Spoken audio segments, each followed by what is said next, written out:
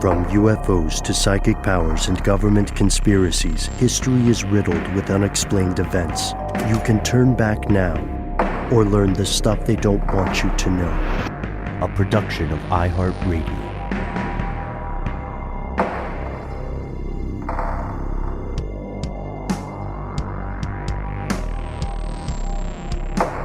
Welcome back to the show. My name is Matt. My name is Noel. They call me Ben. We are joined, as always, with our super producer, Paul Mission Control Deckant. Most importantly, you are here, and that makes this stuff they don't want you to know. This is a very special episode for us. It's one we've been excited about for a while now. Today, we are diving into the culinary world. And as anyone who has ever worked as a chef or as a cook in front of house or more can easily attest, there is an entirely different universe behind the kitchen doors. It's a world and a reality that most diners and most restaurant patrons never really see. And it should go without saying, but we'll say it, the people in this world are some of the hardest working, most driven individuals on the planet. Today, we're getting a firsthand exploration of this world with help from two luminaries of the culinary universe, Hugh Acheson and Richard Blais. Thank you so much for coming on the show today, guys. Thanks for having us. What is up? It's really nice to connect with you guys in this video conference the way we're making this recording happen right now. You both have fabulous looking homes. Oh, thank you. Yeah, I really just have this stove and this cabinet behind me. The rest of the house is in shambles, but this is where I do all of my work now. Well, what else do you need? And these are troubled times. And let me say, you also both have fabulous voices. And I want to make sure that in this, our first, what is this, a 6-way Skype call, bunker recording situation? I want to make sure that everyone knows who's who. So if you could each introduce yourselves, just so our listeners can track who's talking, that would be amazing. Richard, do you want to go first? Hey everyone, this is Richard Blais, and no one has ever said that my voice sounds amazing. And coming from you, that is high praise. All right. Hugh? I'm Hugh Acheson. Yes, he's just some guy named Hugh Acheson. Well, the gravitas of that name and that voice alone, you need not say any more. Honestly, we're all really, really happy to have you both, and thank you so much for. I think this is our first ever 2-guest situation on Stuff They Don't Want You to Know. Isn't that right, guys? This is this is pretty close. This is new for us too, but we're in a time of new things and innovations. One thing we wanted to kick off today's conversation with is the concept of celebrity, right? Many of us in the audience, we know you from we may know you from your work in television, and sometimes there may be people listening today who are. I like the way you had put it earlier, Matt, who are even more familiar with your television work than they are with maybe the day-to-day food that you are creating. How has your notoriety affected your work as chefs? Has it helped? Has it hindered? Has it ever gotten weird? Yeah, I'll jump in, I guess. Richard Blais here. One, has it gotten weird? To be honest, guys, we're on a 6-way Skype on a podcast right now. So yeah, things can get weird when you're a celebrity chef. I think it goes both ways, right? The exposure certainly creates great opportunity. It certainly helps putting people in restaurants. At the same time, it creates a tremendous amount of responsibility, not that you can't live up to all the time to everyone. So I think it's a blessing. Not much of a curse, but certainly there's ups and downs to it. Yeah, celebrity is such a strange. I don't think any of us want to call ourselves celebrities. I'm just a guy who cooks. TV's occupied about 2% of my working life, probably even less. Like writing a book, it just gives you a bigger footprint. To get to clients and find customers and have a following. So it definitely helps in a business angle, but it kind of the term kind of makes me cringe.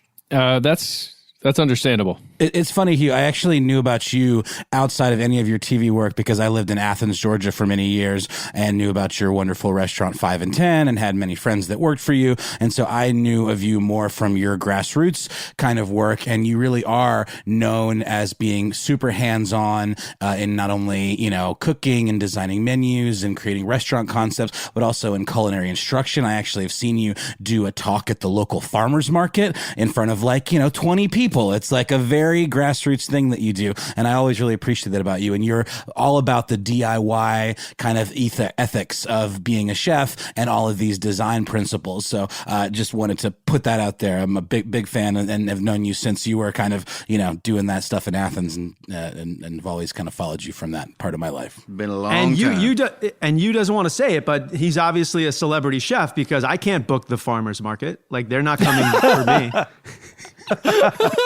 Well, this is something I want to get to, you guys.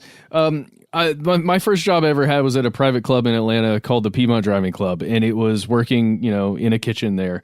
And I really thought this is what I wanted to do. And I know there are a lot of people out there listening who have aspirations of becoming a chef or getting into the industry in some way, more so than, just serving drinks or food.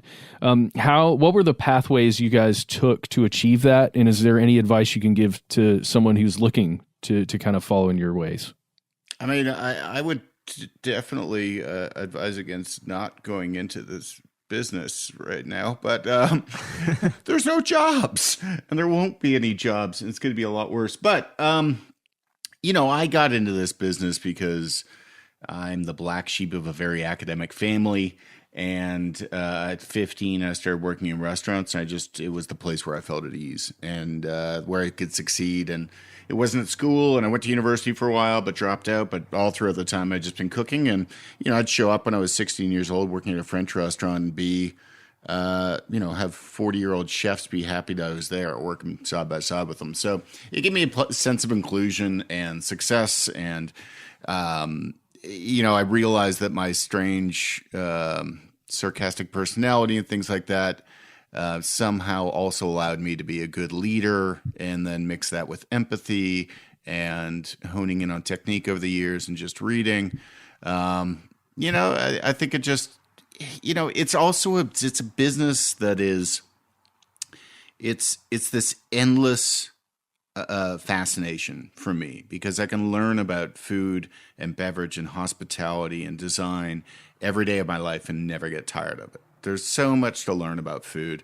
And so when you find an occupation that really jazzes you like that every day, it's exciting. And right now, we've all changed jobs in the last month and a half, 2 months. So that's exciting too, even in a crisis situation. Which is amazing to me, the similarities between running a restaurant, which is very crisis and triage oriented anyhow, and then true crisis response, because there's a lot of affinities that chefs can bring to the table in that regard to fix problems quickly. I think it's a really, really great point. And I've seen so many restaurants here in Atlanta have to pivot, very quickly to this whole very carefully thought out to go model. Even fine dining restaurants. There's a brand new restaurant right around the corner from me called Little Bear that just opened right before all this stuff hit. And they have exclusively pivoted to curbside delivery, and they do a new menu every week. And, you can call in and make your order that morning and you can pick it up that night. And it's like, it's like $75, but it's like a spread for your whole family, and it's something very special. And it's been really cool to see them succeed. And obviously they're doing it with more of a skeleton crew than they would have, as a full service restaurant. They were booked out months in advance. It's a really popular spot, but that kind of innovation is really inherent in the scrappiness of being a chef. I mean, they call them like brigades, right? Like in the French tradition, because it's like you're at war in a certain way, and you have a leader and you have people that you have to delegate to, and the whole situation is very regimented in that way. Richard, do you have can you speak to that a little bit in your experience as to that kind of, that attitude, that can-do attitude that really leads people in the culinary world to be able to like make snap decisions and really kind of, just come through in times of stress? Yeah, I mean, I'm going to borrow what Hugh said there for the future, because being, every night of a service of a restaurant, there's some sort of drama or problem that has to be served. I mean, almost every, other guest or other table has some sort of pivoting moment or situation that has to be fixed or solved. And I think that, again, the hospitality industry is sort of built for this. And, using the word hospitality there, like the old sort of adage that the customer is always right, has, really is the backbone of, being able to consistently have to pivot every, seemingly couple minutes, to make sure that everyone is happy. So, I mean, I think that that's ingrained in all of us. And I think that's the other side for me. If I look at my personal story, why did I fall in love with, cooking and being a chef? It was because it was one place where I could make someone happy right away. I could see it on their face. I could see it in their smile, and I got that personal gratification of it. And, quite honestly, now we have the ability to, turn those tables in a way and make people truly happy in moments when they really, really need it, like, some curbside pickup or whatever it is. That's well said. And I think we're hitting on an issue that's very close to everybody's mind right now, as we're readjusting, as we're adapting and improvising. And one thing that you both hit on that really pricks my ears up is you both noted, like, 100%, like, something always happens, right? Every service, there's always going to be something. And that's kind of a point that we opened with when we said, somebody might go into a restaurant and they might sit down, and to them, it seems like this is super easy. This is like a lazy tube ride down a delicious river. You know what I mean? And have no idea of what's going on behind the kitchen doors. So, like, with this in mind, are there things that you guys as chefs and as professionals wish the average restaurant patron was more aware of? Like, what kind of, for lack of a better word, what kind of kitchen secrets do you wish that more diners knew? Well, I want to let you answer this, but I want to just follow up and thank you for the inspiration, because definitely the Willy Wonka Chocolate River tube ride will now be created at some point in one of my restaurants. Oh, that seems terrifying to me. Are you going to have the soundtrack? We have to. Oh, God. I'd say Pure Imagination is the song, but I don't want you guys to have to pay for it. Thanks. Paul, look into that. Yeah, I mean, there's a lot that goes on behind the scenes. I think it's... I think the number of people that it takes to really ensure good hospitality and full service is much more than people think. Behind the scenes is usually more people than people think, and the amount of work that goes into it is more. People always have an assumption that restaurateurs and successful chefs are rolling in it, and we're not. It's a very, very low margin business, and has only gotten lower. And it's a challenging business, but it's one that people do it because they love it, but it drives some people to bankruptcy and things like that. So it's never easy in that way. I mean, outside of that, I think that people generally understand what people really do need to understand, though, about restaurants is their satisfaction with the restaurant is really, past a certain point, it's really all in the consumer. So if you're a customer, you go into a restaurant and you're in a crappy mood and you're with your mother-in-law and a 4-year-old, the chances of me making you abundantly happy in a relatively fine dining restaurant are difficult. You're stacking the odds against me. So it's not my job. I mean, I can do my job well, but the customer's always so got to play too. Richard brought up the customer's always right. And I don't really ascribe to that anymore. The customer is always right when they treat us with the respect, and we counter with professionalism and empathy and understanding. And we provide good product. And we do a good job, and it's efficient and timely. Apart from that, if the customer has a complaint about that,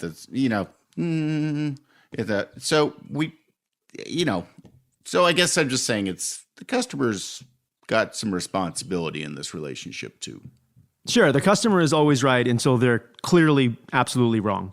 Right. Yeah. Hey guys, we're going to pause for just a moment here and check out a word from our sponsor, but we'll be right back.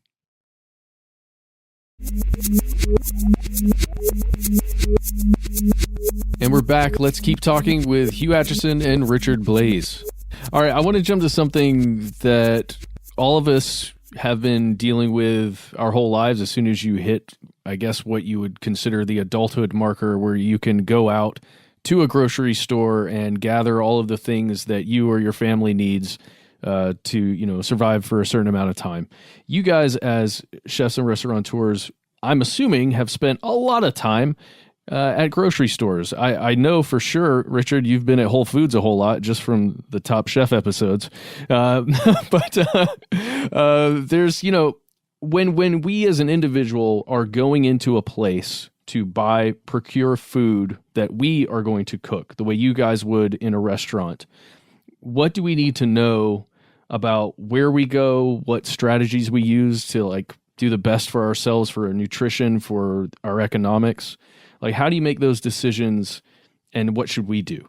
Well, I think a lot of those decisions, it's kind of a tricky question, because I think a lot of the decisions that a chef will make is dependent on the skill and the training that they have. So, I'll just throw one out there right away that not buying the most expensive cut of meat or the most expensive fish because the market has created or inflated that price, and a braised stew with a piece of meat and some oxtails and bone marrow is probably going to be more delicious, and probably the type of food you're going to get at a restaurant like ours anyway. So one would be, it's dependent on the skill of the cook. So kind of tricky. So you might say a little bit, don't buy into the hype necessarily of even a place like Whole Foods, where all of those super pricey cuts of meat are available, and maybe there's a little bit of marketing behind this notion that, we can be just like pro chefs by buying this really expensive stuff. And really what's most important is maybe educating yourself and upping your basic skill set in the kitchen rather than leaning on buying expensive ingredients, right? Yeah. And I would say, well, first of all, the hype has sustained my career. So let's be careful what we say. But fair. I will say that one of the things that has been fun, and I use that word very carefully during this quarantine, has been cooking at home. And I hate to use the Top Chef word, but doing the quick fire challenge where, I found a package of Sanka behind my dog food bin the other day, and I don't even know Sanka still made instant coffee, and a can of tuna and some white beans, and a piece of celery that clearly should be in the compost bin. And can I make a dish out of that? Can I make it delicious? It's kind of been fun in that sort of way, having to use all the ingredients in your house or freezer or cupboard, and that's what good chefs and great chefs like you do anyway. What did you do with the Sanka? I love that, because that's a coffee connoisseur. I know you enough. My wife made the Dahlonega, the 2-ingredient coffee, and it kind of went viral. She's got 100,000 views on this, Awesome. 2-ingredient coffee. It was kind of fun. I want to say here, Hugh, don't think I missed this, because we are on a video call. You've got a diagram. I'm the only moron who brings a visual aid to a podcast. But when you enter into a grocery store, grocery stores are very scientifically and economically studied as to what the layout is. You're going to go in, you walk past floral. It's the first thing they want you to see. It's pretty, whatever. And then you go into produce. But the trick is you want to stay on the exterior walls pretty much as you go around a grocery store. The inner aisles are where the crap is. So if you can stay away from that, except for the little scouting sapper missions in to go get your olive oil and whatever in your flour, then you're going to avoid a lot of really what is prepackaged and ingredients that you never should understand or probably shouldn't be ingesting a ton of. So stick to the exterior. But also, I think that cooking these days, and what I want to really impart to people often, is recipes are great. I love following a really good recipe start to finish. But what you really need to do to cook well is envision a Lego set, and you want 20 pieces. Each piece is a technique and a skill in cooking. Then you can just assemble them in totally different ways each time. So then you're not held hostage to the snapper recipe where you can't find snapper. The snapper is $32 a pound for filet at Whole Foods, and you can adjust to that and use something else. Because really what technique you need to know in that case is, how do I properly sear fish? And so we just need to teach America those basics again so they can all have their Lego set. Richard and I just have a lot more Lego pieces than most people do. It's not that, and we can cobble them together in different ways, and we look upon things in a very different way sometimes in food. And that's the exciting part about food. But buying from scratch is kind of key. I mean, to me, the fact that it's very heartwarming to see the dried bean shelf totally empty, because I'm like, wow, America actually knows how to cook beans. So, I was talking to Jose Andres the other day, and he was like, in a crisis, I go down to Italy, I give the woman a 10-pound bag of lentils and a ham hock, and she makes food. And he was like, here, they don't do that. And he's got a point, but I think we're beating that a little bit right now. So it's kind of exciting to see that. And, I still want people to come to restaurants. It's kind of how Richard and I pay our mortgages. But, it's good that people are learning how to cook from scratch again. Yeah, one of the amazing things has been to just build on that is the absence of flour in every single market. And Yeast. even in my household, I'm gluten-free until quarantine. And then all rules are gone. And we're baking homemade sourdough. There's no flour, there's no yeast in the stores, and everyone is, home baking sourdough. People are not gluten-free anymore. I know that some people are, of course, but California isn't.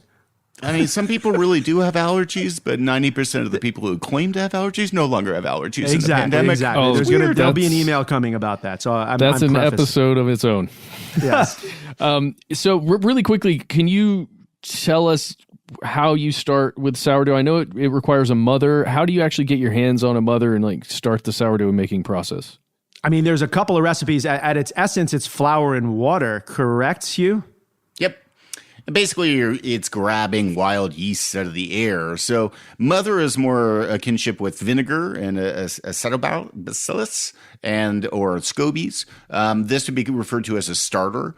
So once the starter is activated and it's grabbed yeast from the air, it's going to grow and expand. And at that point, it needs to be fed. So it's feeding off of the flour and small additions that you're adding to it every day. So if you can get your hands on some flour, you can probably make some sourdough? Yeah, yeast is running through the air everywhere as we talk. Some people are yeastier than others. You can smell it on them.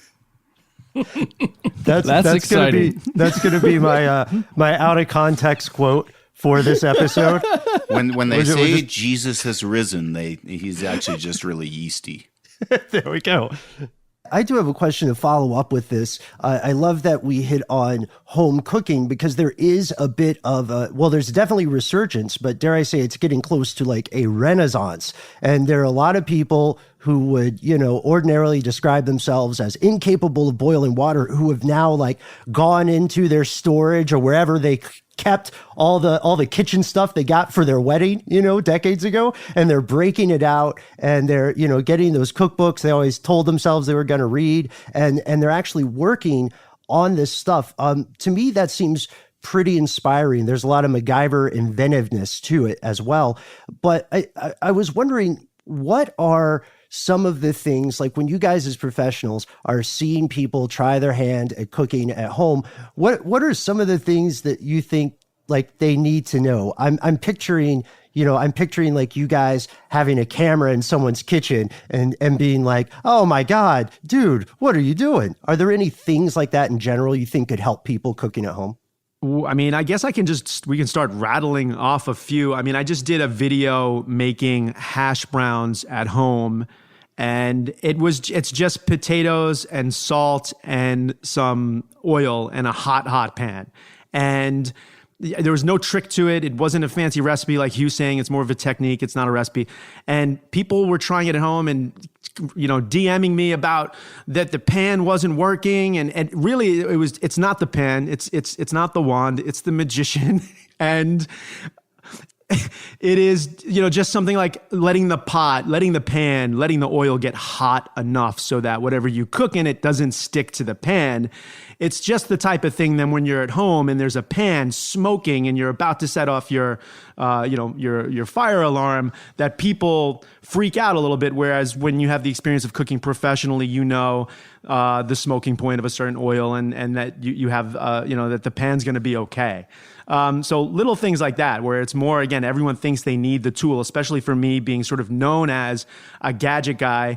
Guess what I haven't done in the last 30 days? I haven't cooked sous vide. I haven't used any liquid nitrogen yet. And if I do, it will be for the zombies. It won't be an ingredient in a recipe. It will be to disintegrate all the zombies. So I think some of it is just experience, but now people are getting that experience. And I'll send it over to you, Hugh. Yeah, I mean, I think that people are... they're coming. America is really intrigued with food right now. They're trying. I call it's the rise of the Allison Roman Empire. And I think that it's good, but I mean, Americans are still morons when it comes to food. I remember when I published my first book, I did a pear upside down cake. And so it calls for 4 eggs in the batter. And I remember having somebody hand write me a postcard saying it was good, but the eggshells were a little weird to get around.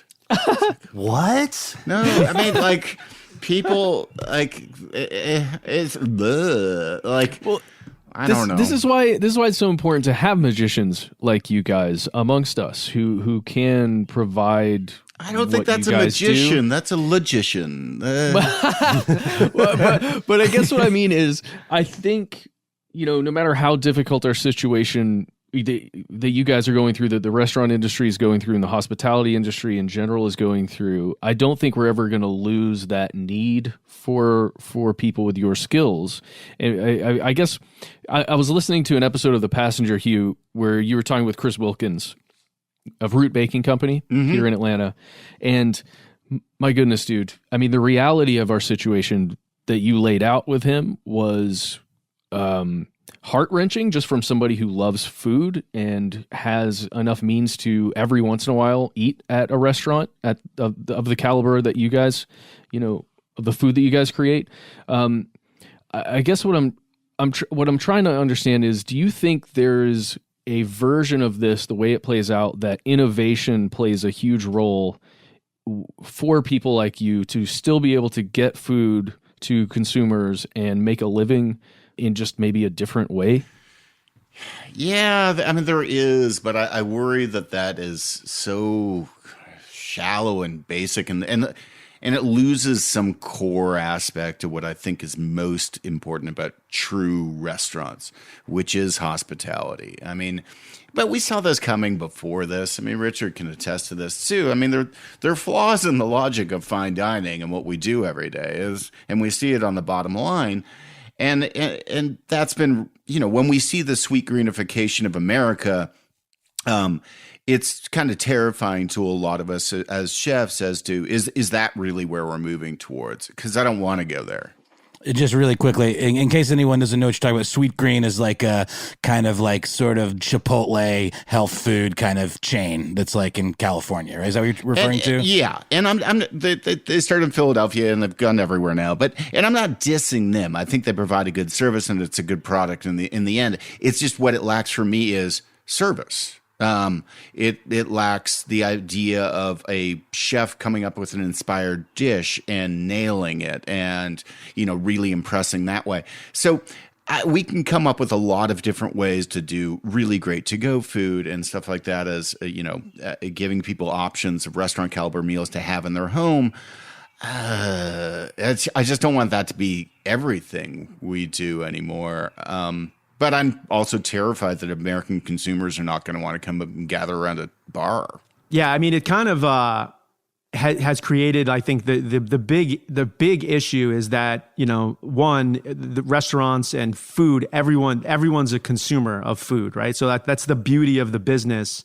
And what we're finding right now is the ultimate issue is that it's one business that can't go 100% digital, right? It can't go 100% online. You physically need to have something in front of you. You need to put it in your body.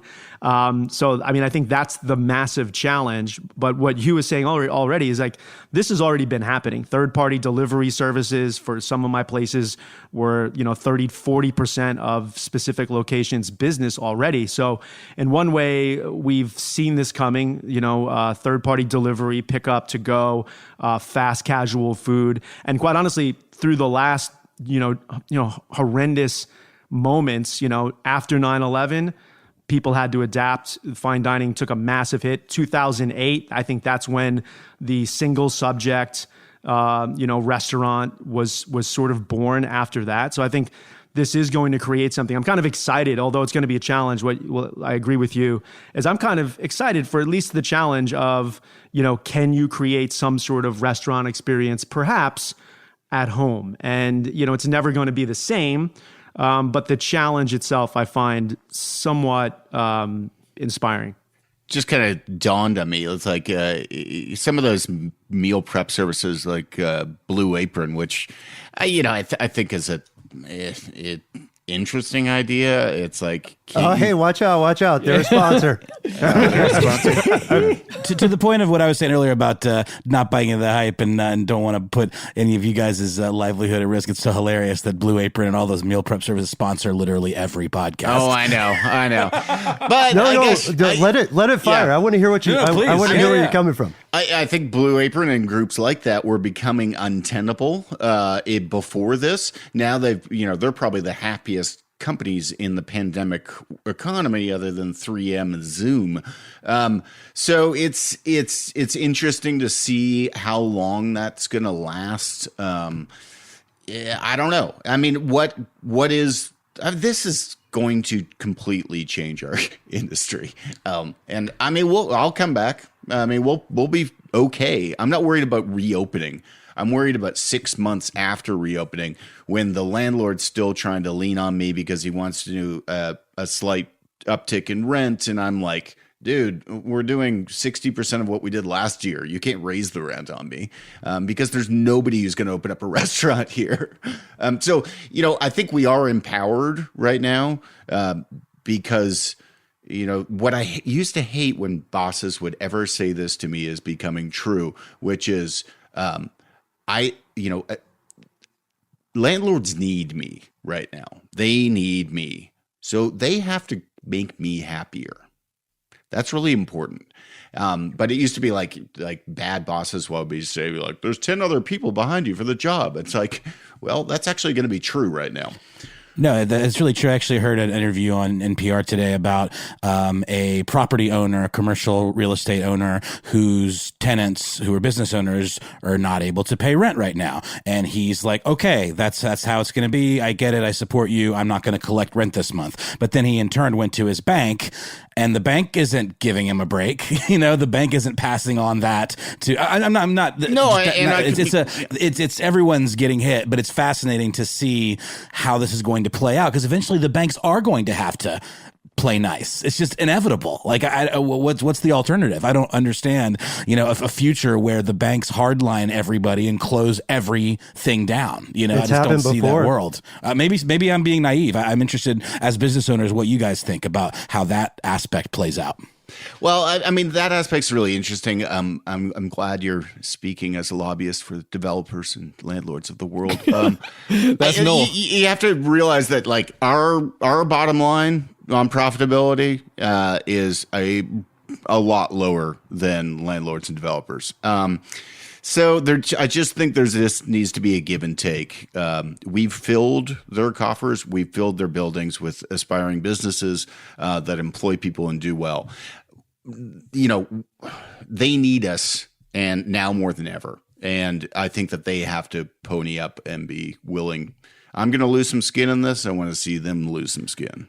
And I hope I didn't misrepresent. That's really what my point was, is that eventually even the banks are going to have to lose some skin. Everyone's going to have to kind of get on board with this chain of events. The banks can't hardline everybody. The property owners can't hardline everybody. Eventually, everybody in this chain has to kind of be like, okay, we're in this together. How can we kind of prop each other up and help each other out?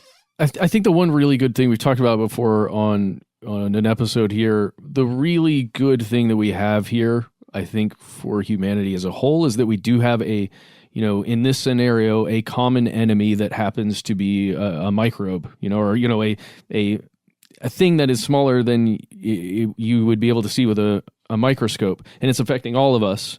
And it does feel like the only way out of all of this is a tremendous amount of empathy, which I think we, as a world, as a species, we could certainly use a ton more of. And this is actually a way to hopefully foster more of that. And if we can achieve that, then we won't have a major problem with the banks, because they're compounding interest anyway. So we'll be okay. Maybe. No. The great part. I wish this was a visual podcast. Oh my God. Because that was a fantastic. Like you Matt. nailed the timing. But thank you for that kumbaya moment. We do have a common enemy in COVID, and we have a common enemy, at least 54% of us, and the lackluster president of the United States. But I don't know. I mean, I want to see empathy. I want to see compassion. I want to see patience in people. I don't always see it. I've seen some people angry driving around and stuff like that, and I just want to be like, we mellow the out. Right now they're driving around angry? Yeah, I know. They should be home. What are they doing? What are they doing? Get inside, idiots. Well, I've been driving around a lot because I've been doing meals for World Central Kitchen every day. So I borrowed a van and drive around to needy organizations in Athens and drop off food. So I see a lot of stuff going around.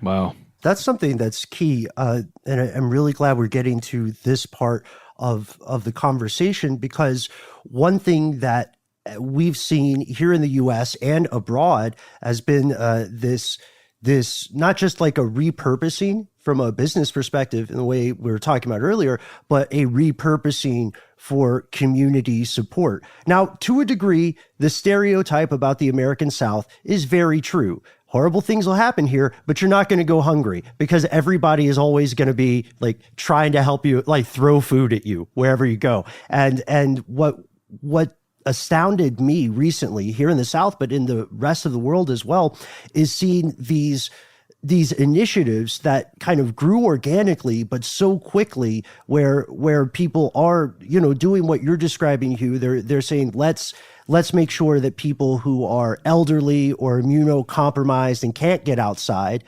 have, if not some sort of human interaction, they have something to eat. And it made me think about how intertwined food is with community outreach. This sort of to your point, Richard, where you said, everybody is a consumer of this. What are some like community outreach things that you guys have seen that, that I don't want to be too like Pollyanna or optimistic or naive about it, but what are some things that you've seen or you've participated in that have inspired you in this current situation? Yeah, I mean, for me, everything's been well documented, but it's the, feeding and cooking for restaurant workers and employees, sending, food, to hospitals to take care of healthcare workers. Hugh mentioned earlier, Jose Andres, and, the support that I've even received on my platform to get donations to World Central Kitchen. That's what, again, cooks and chefs, because what we're trying to do each and every day when we're not in a crisis is just make people happy. We sort of turn that up, a couple of levels when we have to, bring someone joy, and good food and hospitality can do that. Okay, we'll be right back after a quick word from our sponsor, and then more with Richard and Hugh.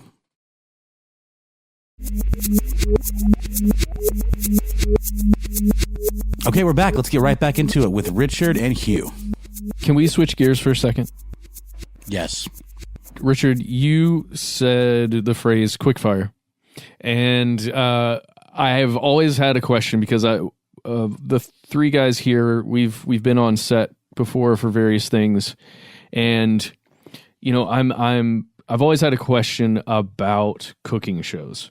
So I'm going to use Top Chef as an example, but just because you guys have both had experience being on that show in various capacities, I think you could probably insert any competitive cooking show into this for this question. But generally, you will see a segment where there are contestants, chefs, cooking their hearts out for, an elongated period of time. And then afterwards, there's a whole different camera setup. There's a whole different feeling and area where shooting is happening. I know for a fact that takes a long time to get right and to continue moving to shoot something like that. How do you keep that food that was just cooked furiously by these chefs? How do you keep the integrity of that food moving over to some other place and then kind of sitting out and waiting as you go down the line of, judges judging that food? We're not, as a judge, you're not judging food on temperature. Usually temperature is the one thing that everyone is, although different shows are a little bit different, that temperature is the one thing that everyone is understanding that, hey, this is not at its optimal temperature right now. So I think that's where you're going with that. People understand that it might have been, 5 minutes or 10 minutes or 15 minutes that the food or their plate sat there before it was judged. And, that can affect also the inside baseball scoop there is, as a cook and a chef, we know that, taste changes when something's hot or when something's cold. So knowing that or knowing the type of food to cook can sometimes become an advantage. There's lots of contestants, myself included probably, who know that a very cold, raw seafood dish might be a good thing to serve right off the bat because it's going to be cold. The judges are going to taste it first. It's going to have high acidity. It's going to sort of, affect the palate of what that judge tastes after this dish. So hopefully I'm not diving too deep into the game right there. But as a judge, we all sort of understand that, hey, temperature isn't to be considered most of the time. Yeah, I'll say more. I don't work with the show anymore. Neither do I. Quick fire challenge starts and then it stops, and then they read everybody rules and they reset cameras, and that type of thing happens all the time. There's other strategies involved. Richard's actually got a classic strategy, which I've picked up on, but I don't know if anybody else has. I don't even know if it's his strategy on his point. But in a scenario where we're cooking for a lot of people and they each have to approach us for that taste of whatever we're doing, and then they're going to vote en masse later on. I'm always of the mindset that I just want to get as much as possible. Richard, not so much, because you're never told how many you have to serve. So Richard slow rolls. He'll put one plate up, another minute, another plate up. See, I've got 20 in front of me. I'm just pushing it out, going crazy. Yeah. And he's he's exhaling. He's fine. Deep breath, zen. And he's just slow roll. Yeah, I'm the Houston Astros of Top Chef. That's what we're getting to right here. Inside baseball. Well, that kind of thing is just so interesting to me when you're thinking about trying to make a television show and put out great food. That to me is always interesting, just how you actually manage the food itself. No, Hugh's breaking down a big part of the show is that, Hugh's an amazing chef who cooks in restaurants. And so you have to sort of break yourself away from maybe the type of chef you are in your restaurant versus the type of chef you are on whatever show it is that you're cooking. Because Hugh's saying this right now, hey, there's people at this event. I want to feed all of them. I want to get them food. I want to make them all happy. Quite honestly, I could care about the 3 sound bites of the 3 people who don't like it. I only care about the 4 judges that are rolling up to me in this contest, and I'm going to pay very special care to these 4 or 6 little bites. So it goes deeper than even what you're suggesting. Yeah. Not only do I slow roll it, but I preserve the 4 or 6 little bites for the most important people at the most important time. I have always wondered, in these shows where so much drama is created by the clock and the countdown and oh no, I have to redo my batter or whatever, all of that stuff. Is this an accurate time line that we're seeing, like as a viewer? Like, is it pretty preserved, or are there moments where they cheated a little bit and stopped the clock and that gets cut out? Like, no, it's generally pretty accurate, but you got to realize, like, the drama is created in edits. There's so many different perspectives. I mean, a show like Top Chef has like probably 8 cameras going. You're filming much longer than the, whatever the 42 minutes of television is for an episode. So they've got, 18 hours of tape that they're whittling down to 42 minutes. And their angle is they want to find drama. They want to find humor. They want to find mistakes. They want to find burning, completely botched scenarios. They live for that. Richard, I'm trying to watch your face. Yeah, I mean, I just feel like Hugh thinks I'm a company man now. That's what all the facial expressions are that. No, not at all. I've just always been known for being totally irreverent and not giving a shit. So fair enough. That's why this is special. But you is right. The timing specifically on like Top Chef, it's legitimate. And like you can jump cut and put some music drop in anything to make it seem pretty dramatic. But I have hosted baking shows where it gets really exciting because you have to make a time announcement that's like, all right, bakers, you have 6 hours left. And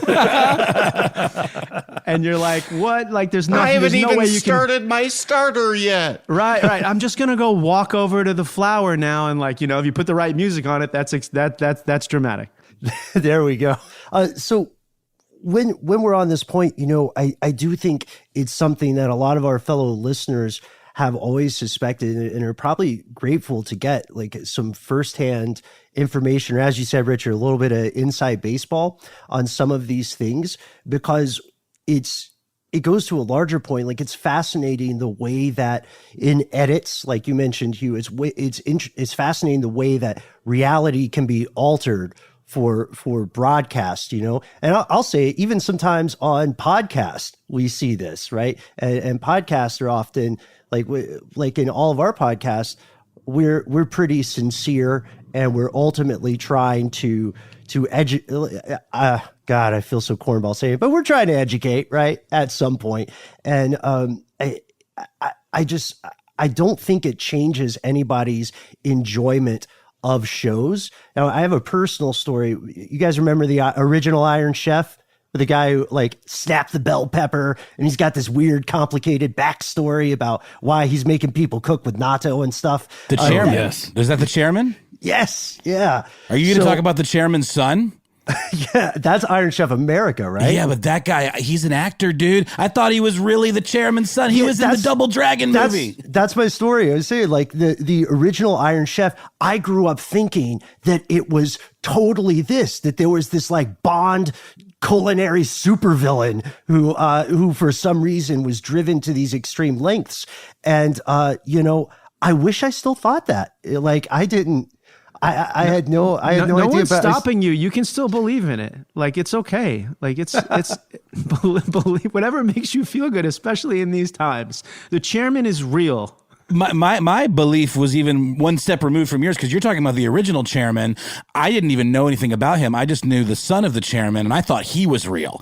And then I realized he was Billy from the Double Dragon movies. But you're saying the original chairman is also some kind of actor? No, I've done a complete 180. Richard, you inspired me with your advice. I'm choosing to believe it's legit. It's real. There it is. It's happening. And you know what? There was a brief Iron Chef America thing on TBS, I believe, wherein William Shatner was the main guy. Now, that one I didn't fall for. Although I've known private chefs that have cooked for Shatner, and you're not that far off. This is what I want to get to. This is what, yes. This is what I want to get to. We had John Hodgman on the show a little while ago, and he told us about having dinner at a secret society. Where was it? What was it called? The Snake. Book and Snake. Yeah. Book and Snake Secret Society. Have you guys ever found yourselves either cooking for or eating in a very strange place, in a very strange world that you didn't expect, that nobody else could really get in there unless you were you? Have you got down with the Illuminati? I think is what that's not what I'm asking. I'm just asking like something strange that would be just interesting. I have never been invited to the ortolan party, although I've heard of these. You know the ortolan, the small little bird? Yes. Okay. I don't know this. What is the ortolan? Man, you're going to have to do some research. You guys are the experts in research, but it's a tiny bird that you're not allowed to eat that, from what I've heard and maybe seen once, people eat and cherish, and they basically eat. It's a very small bird, and they eat the whole bird in one bite, and they put a napkin over their head while they're doing it. So there's a specific, incredible ritual that maybe I have seen once when I cracked a door open that I shouldn't have in a French restaurant. Whoa! Wow. There you go. There you go. Yeah, the napkin over the head. If the stuff I've read is to be believed, is to hide your shame from God, because it's such a decadent act to eat this tiny bird, and it's really meant to be something that only the bougiest of the bougie can enjoy. And it is in fact illegal now, but it is something that was very popular, I believe, during the Renaissance, if I'm not mistaken, or at least that's kind of when it started. It's to hide your sin from God so that you don't have to live in shame. That's right. That's right. That makes more sense. Hugh, how about you? Any crazy behind the curtain glances at, weird high society banquets, or any strange stuff that you've happened upon in catering, or even just guests at your restaurant, without naming names? Just give us a little taste. No, I mean, not really. I don't know. Maybe I just lead a boring existence, but no, it's not really. And I wouldn't tell you. Oh, man. You had to have at least served Michael Stipe before. Can we at least assume that that's the case? Yes. Okay, great. But he's never done anything weird. So he's not a weird guy. He's really nice and pleasant. No, I've seen him. I've seen him around town multiple times. Lovely, lovely guy. Well, guys, I think we're wrapping up here. So both of you have podcasts out that are pretty new. Hugh, you've got The Passenger. Can you tell us a little bit about what's going on with that show right now, and just what it is? It's a travel show, so it's on hiatus because nobody's traveling. Nobody wants to hear about traveling. It's a show just about places I go and what I see and what I do and where you should go when you get there. It's like just discovering that every place you go has this heartbeat that you want to find, and I'm your tour guide. I would just say it's better than Hugh is selling it right now. It's a great show. I've listened to the episodes. No, that's a classic restaurateur thing. You under promise and over deliver. He does it all the time. I work with this guy a lot. Try. It's an amazing podcast. His food is amazing. Oh, I would just say specifically because you're listening to this show, I would recommend listening to the two most recent episodes of The Passenger, just because it is a very serious look at what the restaurant industry faces right now. But just keeping in mind that there are some good things out there too. But Hugh, I think you might be able to tell from this episode, Hugh, and I don't mean to speak out of turn, but Hugh, your outlook is a little bleak, but it's very straightforward. It's an honest, negative perspective. I think that's what we need, though. We need honest realism. Negativity, and that's why I'm here. Well, there's this thing I learned about recently, where someone said, "I'm so tired of all this toxic positivity. Sometimes it's okay to just be angry about something." And that, that hit me. That stayed with me almost as much as my ill-fated appearance on your podcast, Richard, Food Court with Richard Blais. It's a fantastic show. And a great segue. My pal Noel and I had a lot of fun. We were able to preserve our relationship, but there were moments where our friendship was in some dire straits over our profoundly personal feelings. What is Food Court, Richard? Yes, Food Court is my new podcast that at one point recently hit number 24 in the comedy category. Yeah. I waited for some studio applause, like you can drop in there. We'll put it in post. There you go. There you go. And Food Court is where we take celebrities like yourselves, chefs, actors, writers, comedians, and they come on and they debate some serious, hard-hitting food topics like you guys did. Like, what's better, bacon or sausage, flour tortillas versus corn tortillas? So real heavy-hitting, serious topics get debated on Food Court. And then at the end, of course, I make a decision that most people disagree with. And that is the general assessment of the show. But we are having fun doing it. And thank you so much for being a part of it. Hugh, we got to get you on an episode. I would love to. Oh, you do know that. what? I've put my hat in with your producer to be on the show because I happened in on a recording a little while back that you're making, and I so badly want to be on the show too. It's a lot of fun. Ben says ill-fated, but everyone that I've talked to says they think he made a better argument. I think it's just we did sauce. I was sausage and he was bacon, and I think I swayed Judge Blais with the idea that sausage is more adaptable, or it's more variety in sausage than there is with bacon. I think that was kind of what the kicker was. But Ben, you gave me an absolute run for my money, and I did not think I was going to emerge victorious. So I wouldn't look at it as a negative thing at all. No, and I'll be honest. Matt even said he was siding with you the whole time. So just putting that out there. It was the toughest verdict that I had to deliver because you guys, with your background and experience, come in with information. Like most of my guests are just shooting from the hip, and you guys came in with actual facts. And I think the next time you come on the show, you need to argue as a team, and we need to bring in another celebrity duo or trio to go up against you guys.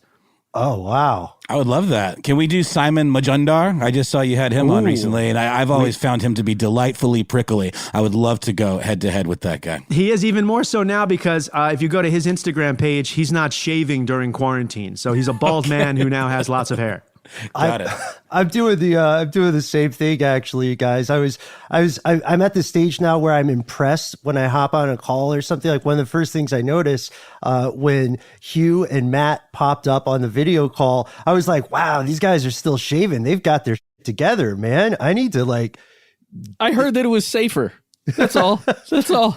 It is supposed to be, but I think I'm going to be coming out of this looking like a character from the Old Testament. You look like a really cool college math professor. Oh, thanks, guys. Like the cool Everyone professor. Stand on your desk, okay? Throw the textbook away. He's got the Dr. Manhattan background, though. Exactly. If you stand up and you've got a blue penis dangling in front of you, this is weird. We've had a lot of fun on this episode, but we do know that there are a lot of people out there who, are not able to work in a restaurant right now and make the money they used to make. So I just want to put this out there that the National Restaurant Association Educational Foundation has set up something called the Restaurant Employee Relief Fund. It's something that you can both donate to and hopefully benefit from if you are having that experience right now and having some hardship in the wake of the coronavirus disease.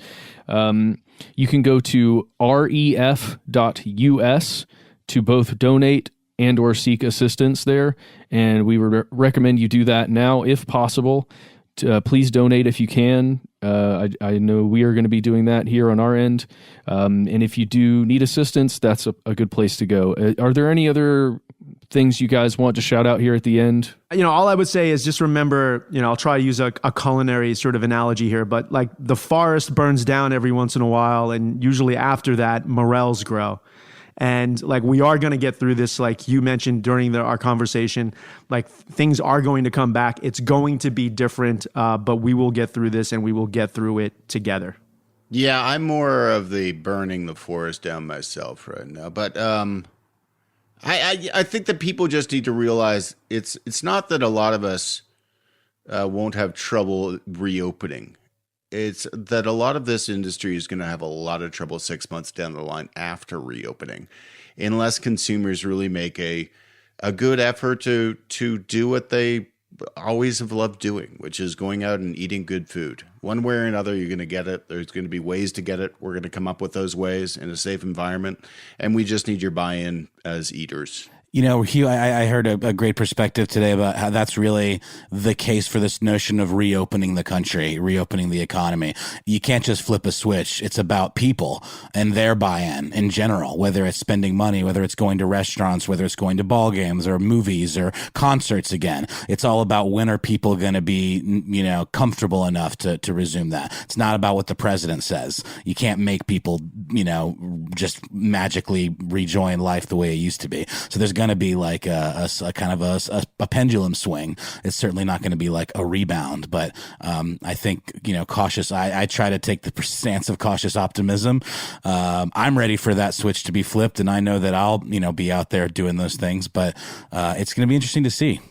We want to thank you guys. Thank you, Hugh. Thank you, Richard, so much for your time today. I don't know about our fellow listeners, Noel, Matt, but I learned a lot of stuff that I didn't know, which is, you know, that's a very low bar. So nobody get a real big head about that. It's easy for me to learn new things. And we are going to call it a day, but just because this episode is over, it doesn't mean the show is over. You can find Hugh and Richard online. You can learn more about their work.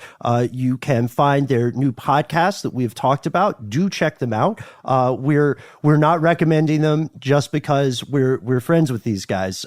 These are fantastic shows, and a lot of work has gone into them. So check them out. Let us know what you think. They're available now wherever you find your podcast. In the meantime, you can find us in the usual places. We're all over this internet thing. We think it's a fad that's going to really take off in a few years. So we're on Facebook, we're on Instagram, we're on Twitter. We lost our Pinterest account. Yeah, sorry about that. That was my fault, guys. I was inappropriately posting some things about Magic the Gathering, the copyright thing. Yeah, it's fine. You can find us on all those places. We're Conspiracy Stuff or Conspiracy Stuff Show. If you can call us right now if you want to, our number is 1-833-STDWYTK. You can leave us a message. You might get on the air, or maybe you'll just send a message to us and we'll get to listen to it. You might get a call back from me. I'm kind of bored at night sometimes, so we'll see how that plays out. Right before we end here, do you guys have any open restaurants that are doing any kind of delivery or to-go or anything right now that we could support or that people would want to support that you'd want to call out? Yeah, people in Southern California and the San Diego area can support Juniper and Ivy, which is doing a weekly menu and curbside pickup, as well as a couple of locations of Crack Shack in San Diego and Orange County, California as well. Me, no. Just doing emergency food. Please support those restaurants if you can, and in any restaurant really. Like, you know, my family is trying to do takeout as much as we can afford right now just to support our local businesses. I just recommend trying to do it as much as you can too. If you don't want to contact us, you don't want to do that stuff, you can always send us a good old-fashioned email. We are conspiracy@iHeartRadio.com.